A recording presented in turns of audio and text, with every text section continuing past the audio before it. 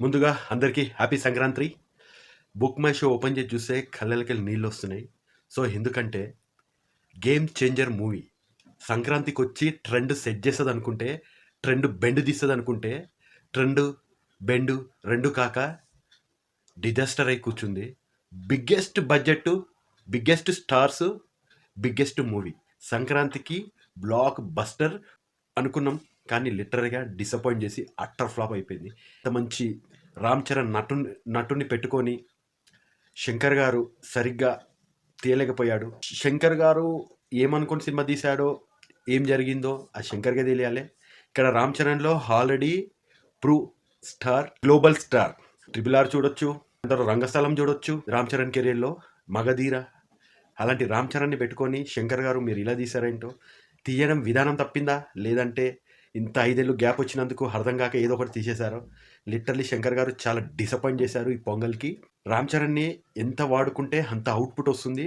Budget కూడా ఎలాంటిగా కుదవలేదు. అయినా మీరు ఇలా చేశారంటే శంకర్ గారు మీరు రిటైర్ అయిపోవడమే మంచిది. లాస్ట్ టైం భారతీయుడు 2 డిసప్పాయింటెడ్, మళ్ళీ భారతీయుడు 3 అంటున్నారు. భారతీయుడు 2 తర్వాత గేమ్ చేంజర్ వచ్చింది. ఎక్కడైనా మీరు ప్రూవ్ చేసుకుంటారా అంటే లేదు. కొత్త డైరెక్టర్లు, చిన్న డైరెక్టర్లు చిన్న బడ్జెట్తోని బ్లాక్ బస్టర్లు ఇస్తున్నారు.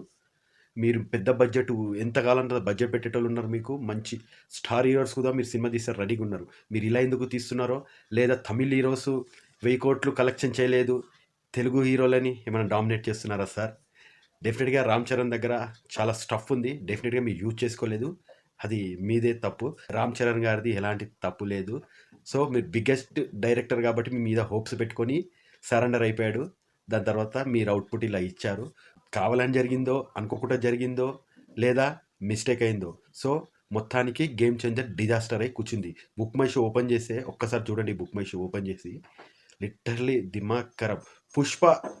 పుష్ప కన్నా టికెట్స్ బాగా బుక్ అవుతున్నాయి, అదేంటో. సో రామ్ చరణ్ గారు నెక్స్ట్ మూవీతో కంబ్యాక్ అవ్వండి. డెఫినెట్గా సత్వం మీలో ఉంది. శంకర్ గారు కొంచెం గ్యాప్ తీసుకోండి, క్రేజీగా మీరు కూడా కంబ్యాక్ అవ్వండి.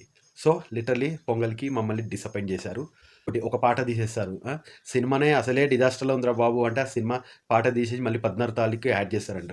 ఫస్ట్ చూసిన వాళ్ళకే దిక్కులేదు, సెకండ్ మళ్ళీ వస్తారా సార్? ఆ పాటను ఎందుకు తీశారో ఏంటో ఏమో, మొత్తానికి disappointed. So Ram Charan fans ఎలాంటి డిసప్పాయింట్ అవసరం లేదు. డెఫినెట్గా నెక్స్ట్ మూవీతో బాక్స్ ఆఫీస్ దండయాత్ర మన రామ్ చరణ్ గారు చేయడం జరుగుతుంది.